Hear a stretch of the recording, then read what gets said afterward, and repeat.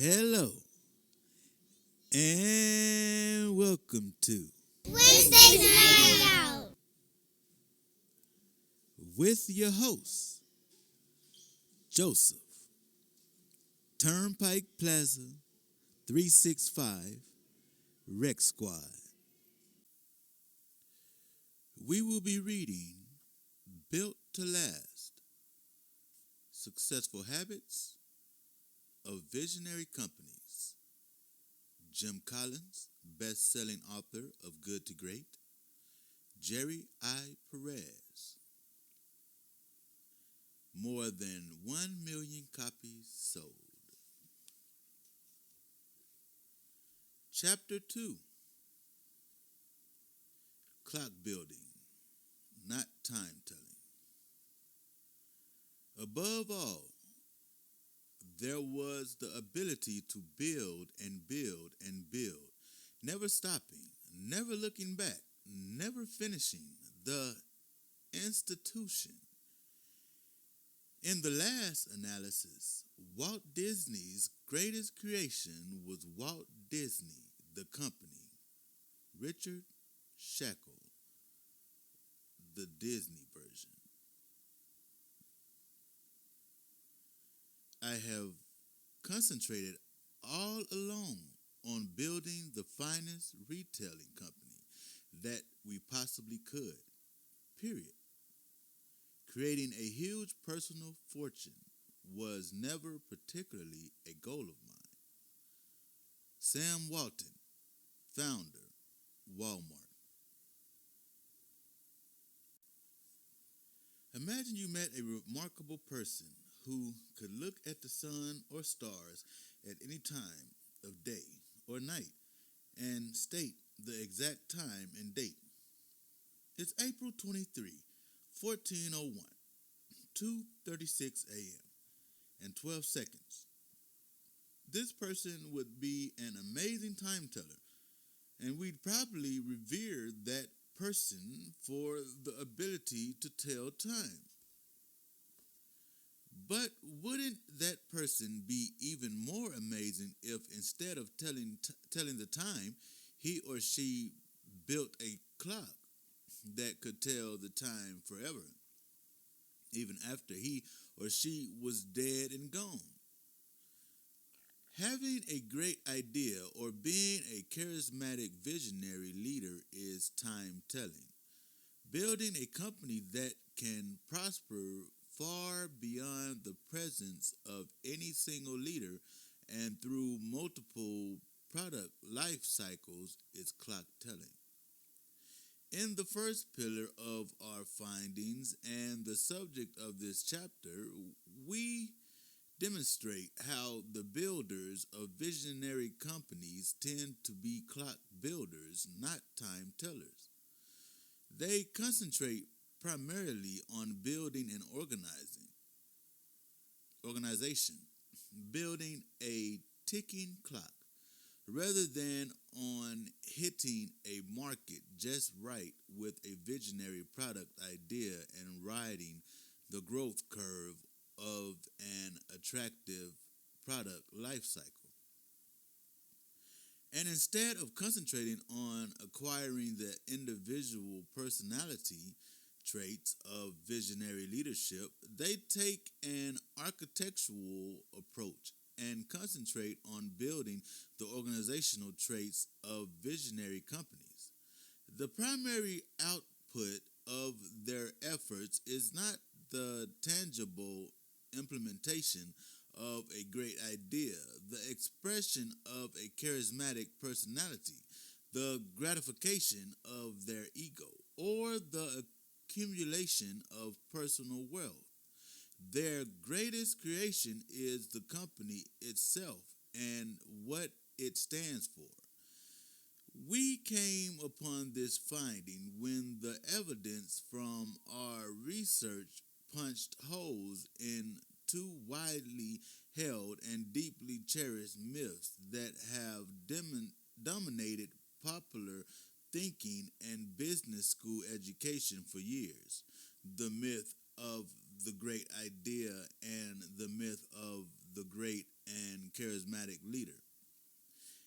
In one of the most fascinating and important conclusions from our research, we found that creating and building a visionary company absolutely does not require either a great idea or a great and charismatic leader.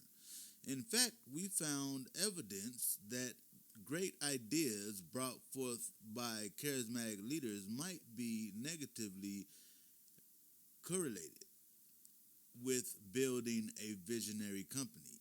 These surprising findings forced us to look at corporate success from an entirely new angle and through a different lens than we had used before. They also have implications that are profoundly liberating for corporate managers and entrepreneurs alike. The myth of the great idea. On August 23rd, 1937, two recently graduated engineers in their early 20s with no substantial business experience met to discuss the founding of a new company. However, they had no clear idea of what the company would make. They only knew that they wanted to start a company with each other. In the broadly defined field of electronic engineering, they brainstormed a wide range of initial products and market possibilities, but they had no compelling great idea that served as the founding inspiration for the fledgling company. The fledgling company. Bill Hewlett and Dave Packard decided to first start a company and then figure out what they would make. They just started moving forward, trying anything that might get them out of the garage and pay the light bills, according to Bill Hewlett. When I talk to business schools occasionally, the professor of management is devastated when I say that we didn't have any plans when we started. We were just opportunistic. We did anything that would bring in a nickel. We had a bowling foul line indicator, a clock drive for a telescope, a thing to make a urinal flush automatically, and a shock machine to make people lose weight. Here we were with about $500 in capital, trying whatever someone thought we might be able to do. The bowling foul line indicator didn't become a market revolution. The automatic urinal flushers and fat reduction shock machines didn't go anywhere either. In fact, the company stumbled along for nearly a year before it got its first big sale. 8 audio oscilloscopes to Walt Disney for work on the movie Fantasia. Even then, Hewlett Packard continued its unfocused ways, sputtering and tinkering with a variety of products until it got a boost from war contracts in the early 1940s. Texas Instruments, in contrast, traces its roots to a highly successful initial concept. TI began life in 1930 as Geophysical Service, Inc., the first independent company to make reflection seismograph surveys of potential oil fields, and its Texas labs developed and produced instruments for such work. TI's founders, alike, unlike Hewlett and Packard, formed their company to exploit a specific technological and market opportunity. TI started with a great idea. HP did not. Neither did Sony.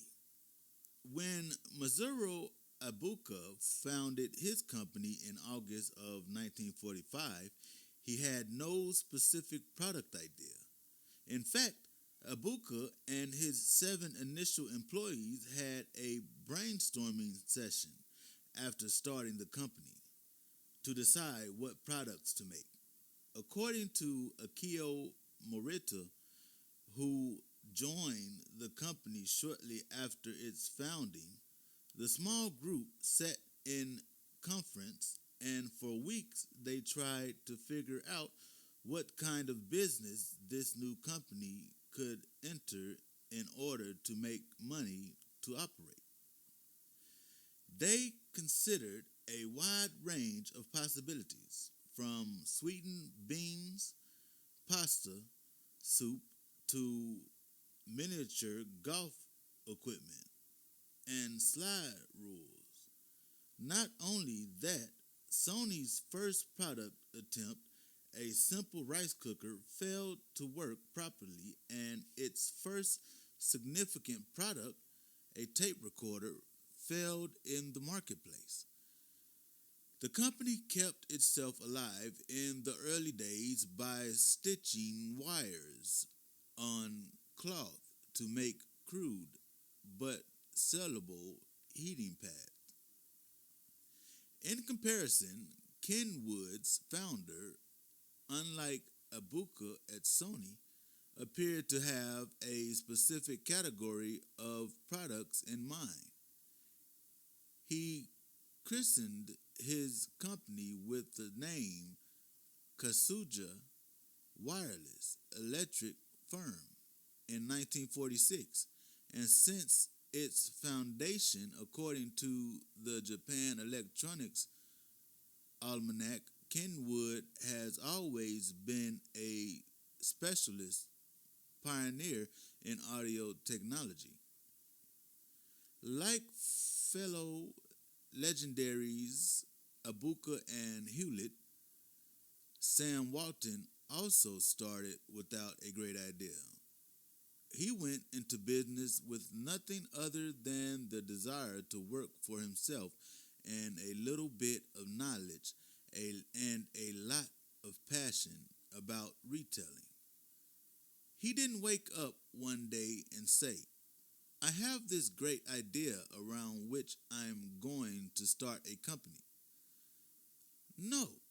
Walton started in 1945 with a single Ben Franklin franchise, 5 and dime store in the small town of Newport, Arkansas.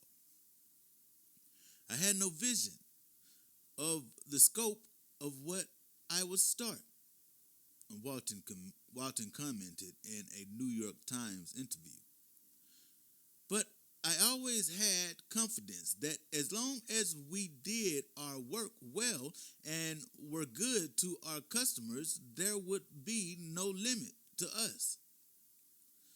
Walton built incrementally, step by step, from that single store until the great idea of rural discount popped out as a natural evolutionary step almost 2 decades after he started his company.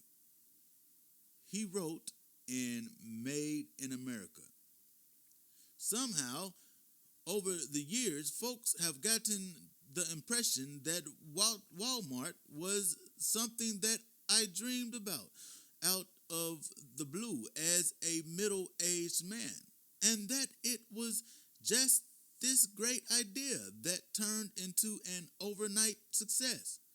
But our first Walmart store was totally an outgrowth of everything we'd been doing since 1945. Another case of me being unable to leave well enough alone, another experiment. And like most overnight successes, it was about 20 years in the making. In a twist of corporate irony amidst stores, Walmart comparison in our study had a 4-year head start over Sam Walton's company in rural discount retailing. In fact, Milton and Irving Gilman founded Amos in 1958 specifically to pursue the great idea of rural discount retailing. They believed that discount stores would succeed in small towns, and the company achieved $1 million in sales in its first year of operation. Sam Walton didn't open his first rural discount retail store until 1962. Until then, he had simply operated a collection of small Main Street variety stores. Nor was Amos the only other company that had a head start over Walton. According to Walton biographer Vince Trimble, other retailers were out there in 1962 trying to do just what he was doing, only he did it better than nearly anyone. HP, Sony, and Walmart put a large dent in the widely held mythology of corporate origins, a mythology that paints a picture of a far-seeing entrepreneur founding his or her company to capitalize on a visionary product idea or visionary market insight. This mythology holds that those who launch highly successful companies usually begin first and foremost with a brilliant idea, technology, product, market, potential, and then ride the growth curve of an attractive product life cycle. Yet this mythology is compelling and pervasive as it is, does not show up as a general pattern in the founding of the visionary companies. Indeed, few of the visionary companies in our study can trace their roots to a great idea or a fabulous initial product. J. Willard Marriott had the desire to be in business for himself, but no clear idea of what business to be in. He finally decided to start his company with the only viable idea he could think of. Take out a franchise license and open an A&W root beer stand in Washington, D.C. Nordstrom started as a small, single-outlet shoe store in downtown Seattle. When John Nordstrom just returned from the Alaska Gold Rush, didn't know what else to do with himself. Merck started merely as an importer of chemicals from Germany. Procter & Gamble started as a simple soap and candle maker. One of 18 such companies in Cincinnati in 1837, Motorola began as a struggling battery eliminator repair business for Sears radios. Philip Morris began as a small tobacco retail shop on Bond Street in London. Furthermore, some of our visionary companies began life like Sony, with outright failures. 3M started as a failed Corridon mine, leaving 3M investors holding stock that fell to the barroom exchange value of 2 shares for 1 shot of cheap whiskey. Not knowing what else to do, the company began making sandpaper. 3M had such a poor start in life that its second president did not draw a salary for the first 11 years of his tenure. In contrast, Norton Corporation, 3M's comparison in the study, began life with innovative products in a rapidly growing market, paid steady annual dividends in all but one of its first 15 years of operations, and multiplied its capital 15-fold during the same time. Bill Boeing's first airplane failed, a handmade clumsy seaplane copied from a Martin seaplane which flunked its Navy trials, and his company faced such difficulty during its first few years of operations that it entered the furniture business to keep itself aloft. Douglas Aircraft, in contrast, had superb initial success with its first airplane.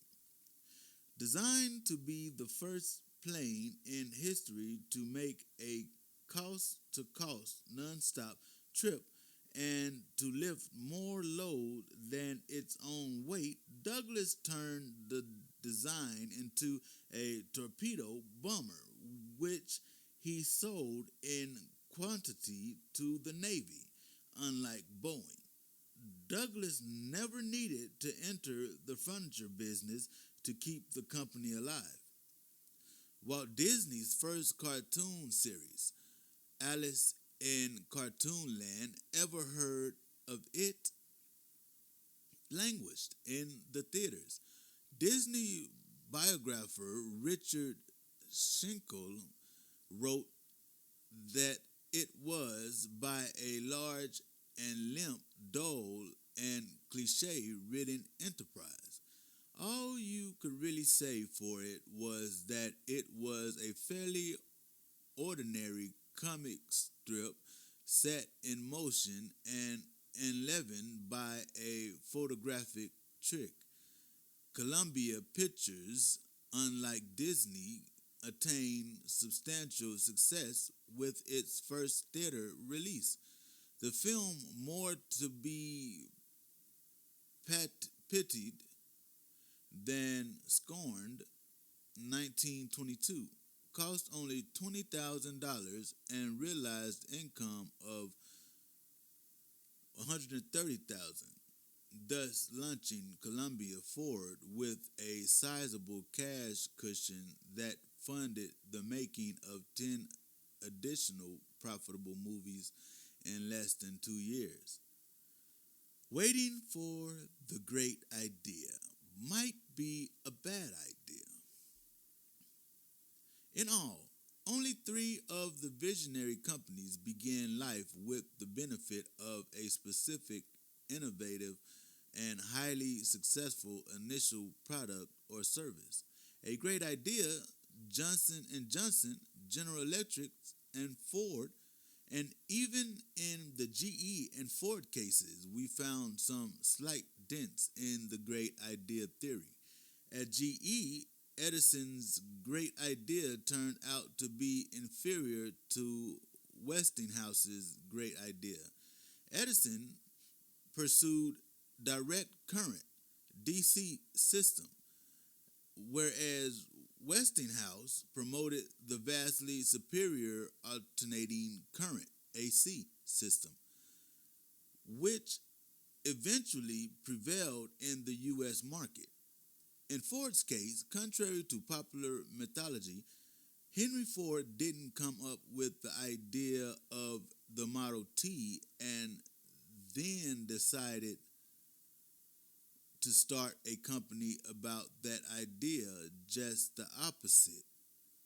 Ford was able to take full advantage of the Model T concept because he already had a company in place as a launching pad.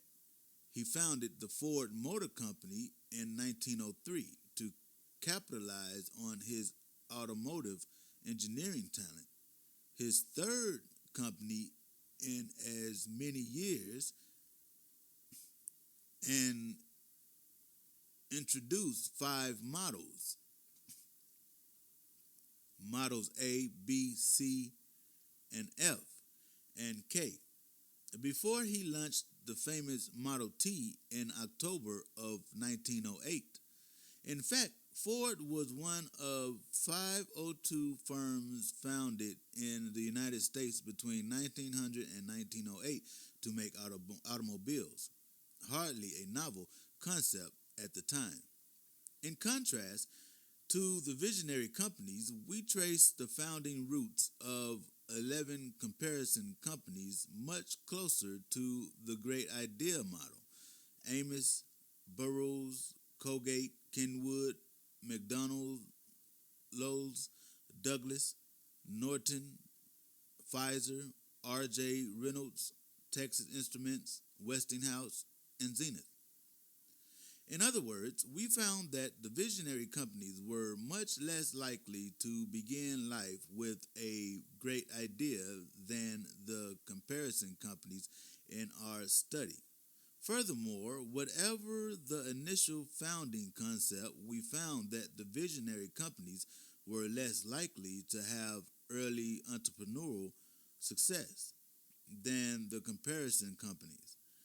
In only 3 of 18 pairs did the visionary company have greater initial success than the comparison company, whereas in 10 cases, the comparison company had greater initial success than the visionary company.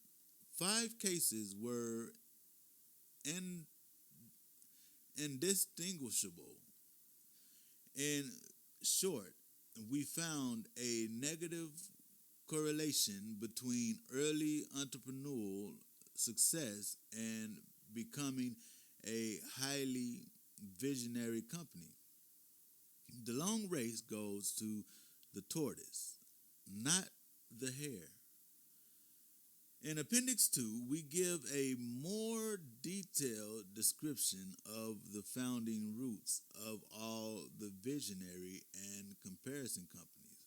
Even though it's in an appendix, we put it there so as not to break the flow of the text. We encourage you to browse through it. If you are a prospective entrepreneur with the desire to start and build a visionary company, but have not yet taken the plunge because you don't have a great idea, we encourage you to lift from your shoulders the burden of the great idea myth. Indeed, the evidence suggests that it might be better to not obsess on finding a great idea before launching a company. Why? Because the great idea approach shifts your attention away from seeing the company as your ultimate creation. The company itself is the ultimate creation. In courses on strategic management and entrepreneurship, business schools teach the importance of starting first and foremost with a good idea and well-developed product market strategy, and then jumping through the window of opportunity before it closes. But the people who built the visionary companies often didn't behave or think that way. In case after case, their actions flew in the face of the theories being taught at the business schools. Thus, early in our project, we had to reject the great idea or brilliant strategy explanation of corporate success and consider a new view. We had to put on a different lens and look at the world backwards. We had to shift from seeing the company as a vehicle for the products to seeing the products as a vehicle for the company. We had to embrace the crucial difference between time telling and clock building. To quickly grasp the difference between clock building and time telling, compare GE and Westinghouse in their early days. George Westinghouse was a brilliant product visionary and prolific inventor who founded 59 other companies besides Westinghouse. Additionally, he had the insight that the world should favor the superior AC electrical system over Edison's DC system, which it eventually did. But compare George Westinghouse to Charles Coffin, GE's first president. Coffin invented not a single product, but he sponsored an innovation of great significance. The establishment of the General Electric Research Lab, billed as America's first industrial research laboratory. George Westinghouse told the Time Charles Coffin built a clock. Westinghouse's greatest creation was the AC power system. Coffin's greatest creation was the General Electric Company. Luck favors the persistent.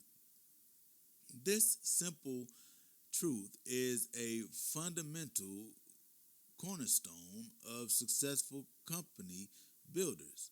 The builders of visionary companies were highly persistent, living to the motto, never, never, never give up.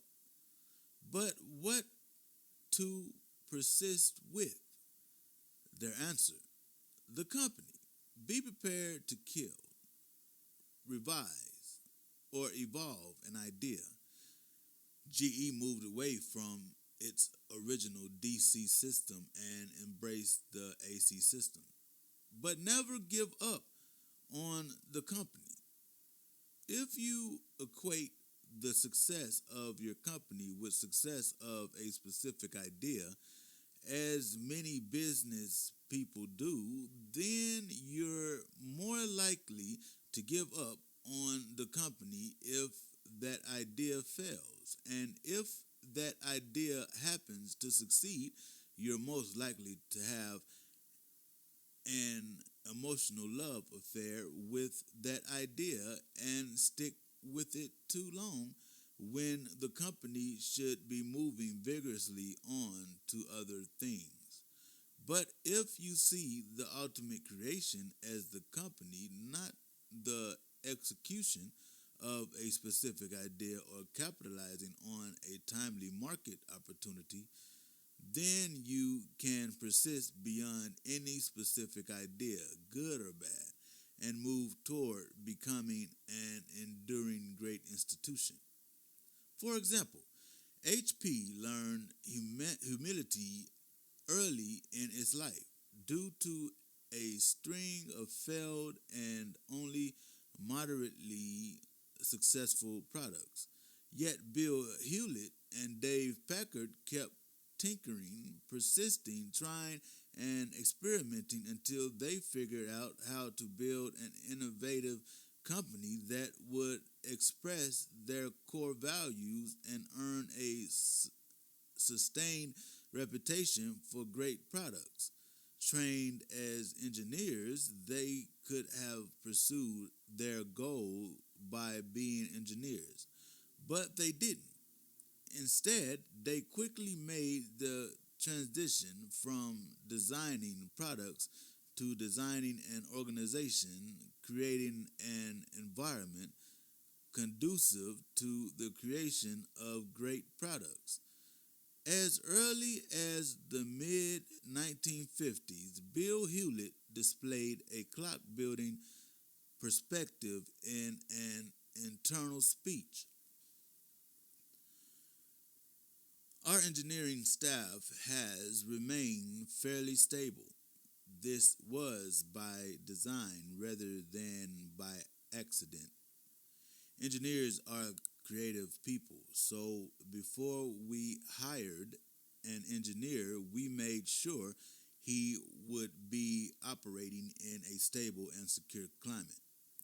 We also made sure that each of our engineers had a long range opportunity with the company and suitable projects on which to work. Another thing, we made certain that we had adequate supervision so that our engineers would be happy and would be productive to the maximum extent. The process of engineering is one of our most important products. Emphasis added, we are going to put on the best engineering program you have ever seen. If you think we have done well so far, just wait until 2 or 3 years from now when we get all of our new lab people producing and all of the supervisors rolling. You'll see some real progress then.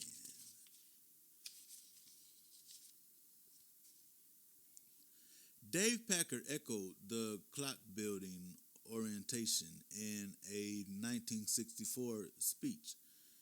The problem is, how do you develop an environment in which individuals can be creative? I believe that you have to put a good deal of thought to your organizational structure in order to provide this environment. In 1973, an interviewer asked Packard what specific product decisions he considered the most important in the company's growth. Packard's response didn't include one single product decision. He answered, entirely in terms of organizational decisions, developing an engineering team, a pay-as-you-go policy to impose fiscal discipline, a profit sharing program, personal and management policies, the HP way, philosophy of management, and so on. In a fitting twist, the interviewers titled the article Hewlett Packard, Chairman, Built Company by Design, Calculator by Chance. Bill Hewlett and Dave Packard's ultimate creation wasn't the audio oscilloscope or the pocket calculator. It was the Hewlett Packard Company and the HP way. Similarly, Masaru Ibuka's greatest product was not the Walkman or the Trinitron. It was Sony, the company, and what it stands for. Walt Disney's greatest creation was not Fantasia or Snow White or even Disneyland. It was the Walt Disney Company and its uncanny ability to make people happy. Sam Walton's greatest creation wasn't the Walmart concept. It was the Walmart Corporation, an organization that could implement retailing concepts on a large scale better than any company in the world. Paul Galvin's genius lay not in being an engineer or inventor. He was actually a self-educated but twice failed businessman with no formal technology training. But in his crafting and shaping of an innovative engineering organization that we've come to call the Motorola Company, William Proctor and James Gamble's most significant contribution was not hog fat, soap, lamp oils, or candles, for these would eventually become obsolete. Their primary contribution was something that can never become obsolete, a highly adaptable organization with a spiritual inheritance of deeply ingrained core values transferred to generation after generation of P&G people. We ask you to consider this crucial shift in thinking, the shift to seeing the company itself as the ultimate creation. If you're involved in building and managing a company, this shift has significant implications for how you spend your time. It means spending less of your time thinking about specific product lines and market strategies, and spending more of your time thinking about organization design. It means spending less of your time thinking like George Westinghouse and spending more of your time thinking like Charles Coffin, David Packard, and Paul Galvin. It means spending less of your time being a time teller and spending more of your time being a clock builder. We don't mean to imply that the visionary companies never had superb products or good ideas. They certainly did.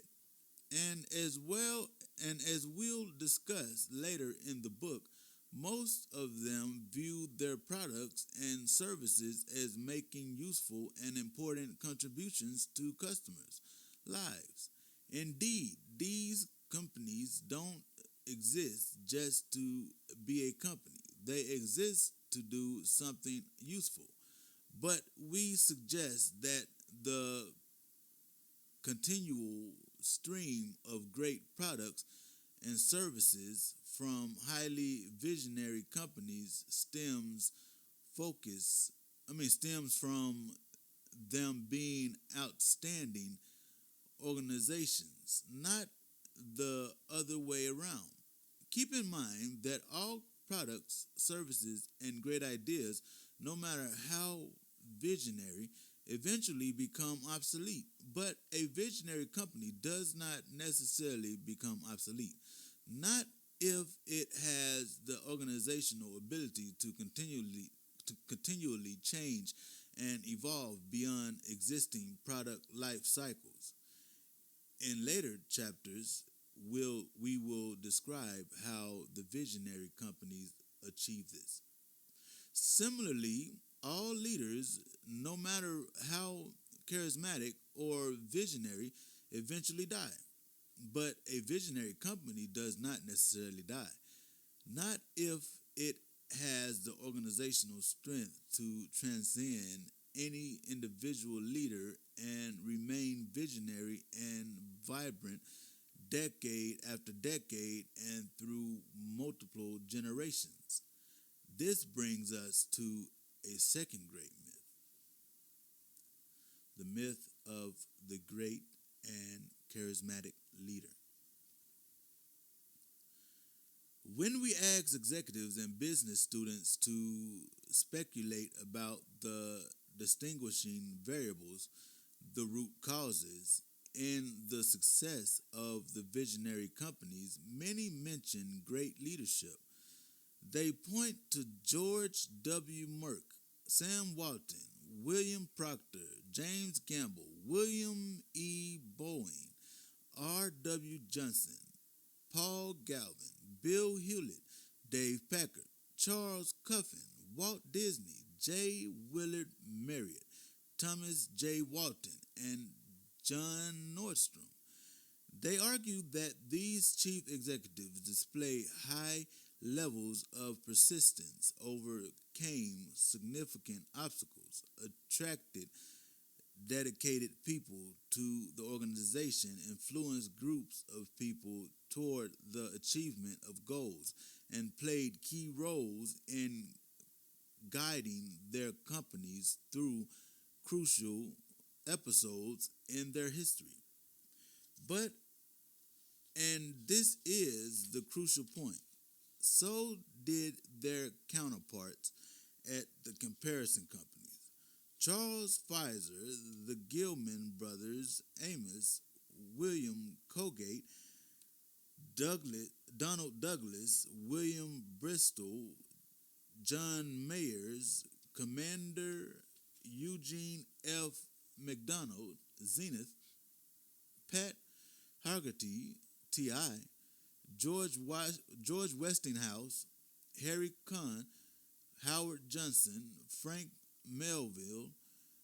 These people also displayed high levels of persistence. They also overcame significant obstacles. They also attracted dedicated people to the organization. They also influenced groups of people toward the achievement of goals. They also played key roles in guiding their companies through crucial episodes in their history. A systematic analysis revealed that the comparison companies were just as likely to have solid leadership during the formative years as the visionary companies. See Table A3 in Appendix 3. In short, we found no evidence to support the hypothesis that great leadership is the distinguishing variable during the critical formative stages of the visionary companies. Thus, as our study progressed, we had to reject the great leader theory. It simply did not adequately explain the differences between the visionary and comparison companies. Charisma not required. Before we describe what we see as the crucial difference between the early shapers of visionary companies versus the comparison companies, for we do think there is a crucial difference, we'd like to share an interesting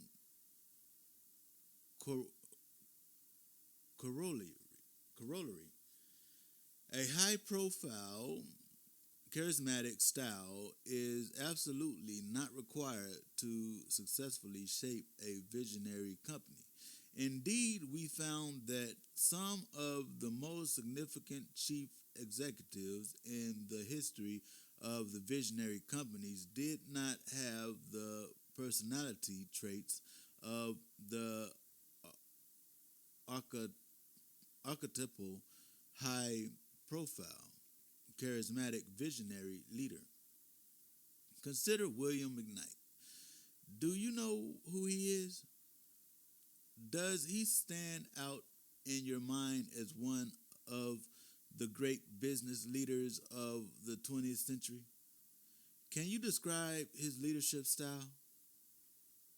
Have you read his biography? If you're like most people, you know little or nothing about William McKnight. As of 1993, he had not made it onto Fortune magazine's National Business Hall of Fame. Few articles have ever been written about him. His name doesn't appear in the Hoover's Handbook sketch of the company's history. When we started our research, we're embarrassed to say we didn't even recognize his name.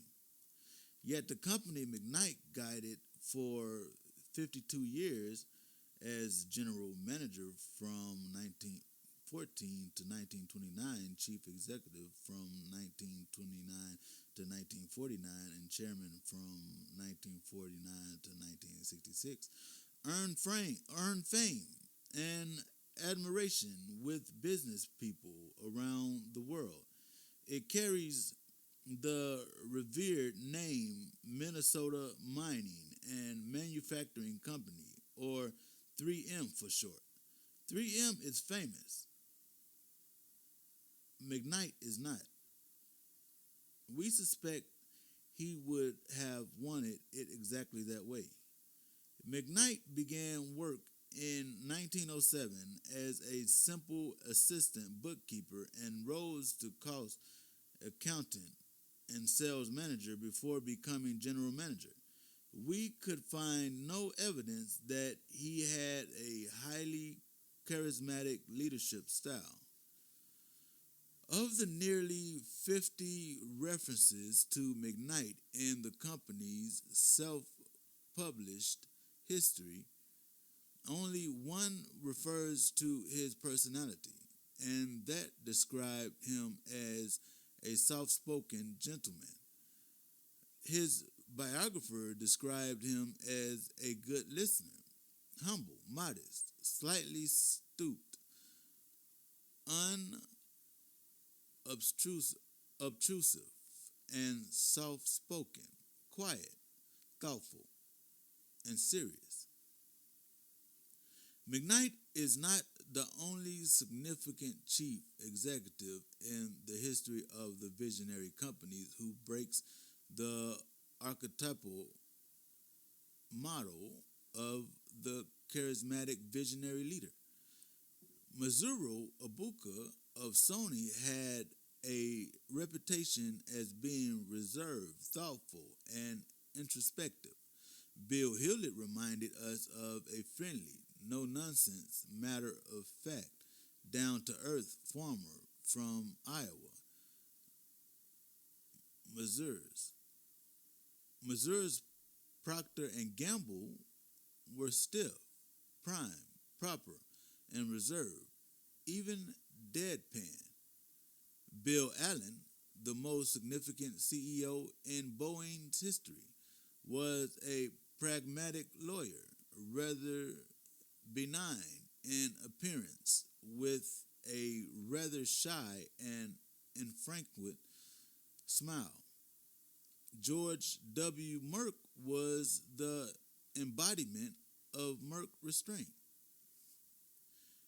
We've worked with quite a few managers who have felt frustrated by all the books and articles on charismatic business leadership and who asked the sensible question: what if high-profile charismatic leadership is just not my style? Or our response: trying to develop such a style might be wasted energy. For one thing, psychological evidence indicates that personality traits get set relatively early in life through a combination of genetics and experience.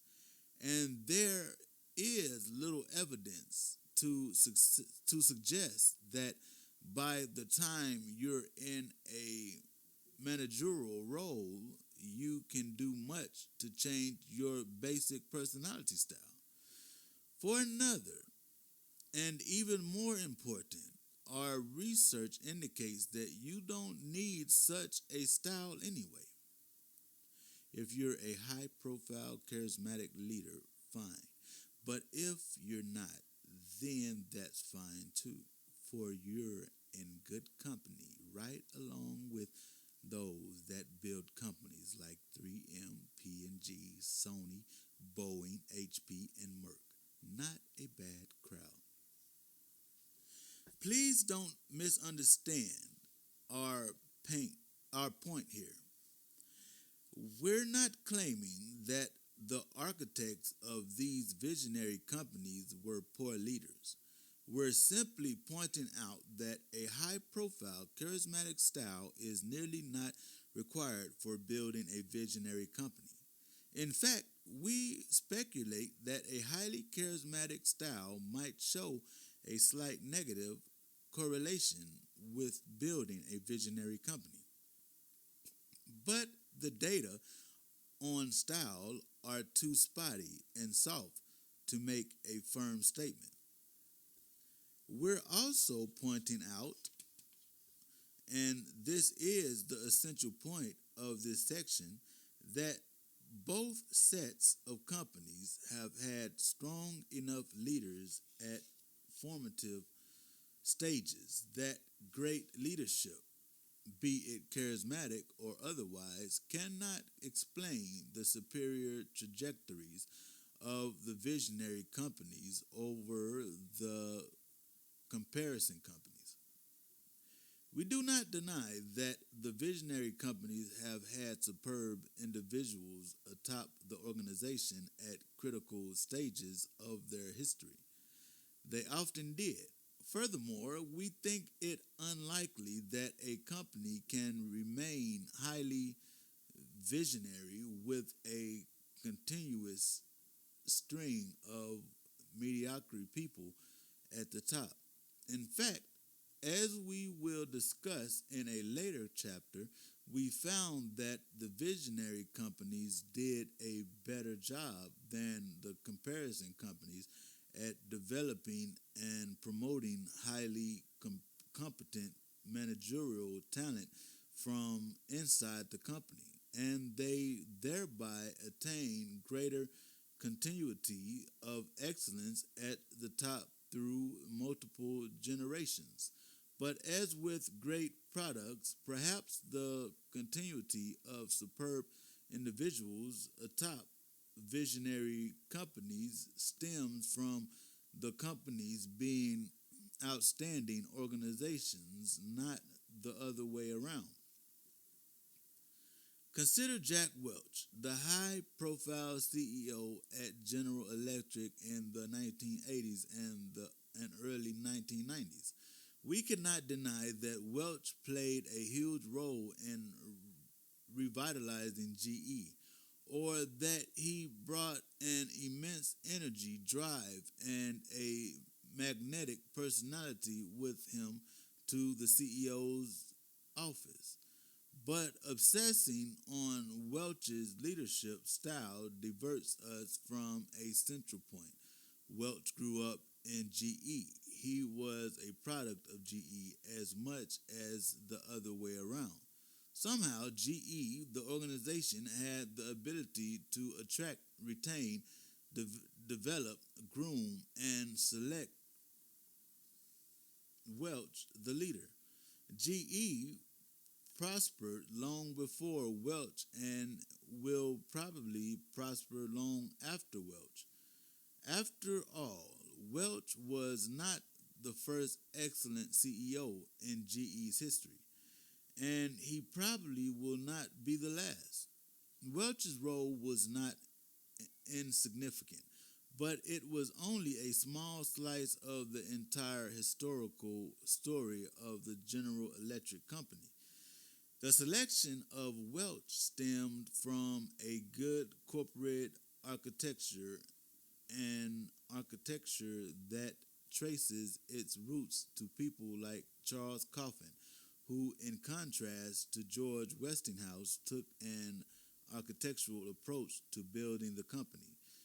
We will more thoroughly discuss Welch and GE in Chapter 8. An architectural approach. Clock builders at work. As in the case of Charles Coffin versus George Westinghouse, we did see in our study differences between the two groups of early shapers, but the differences were more subtle than great leader versus not great leader. The key difference, we believe, is one of orientation. The evidence suggests to us that the key people at formative stages of the visionary companies had a stronger organizational orientation than in the comparison companies, regardless of their personal leadership style.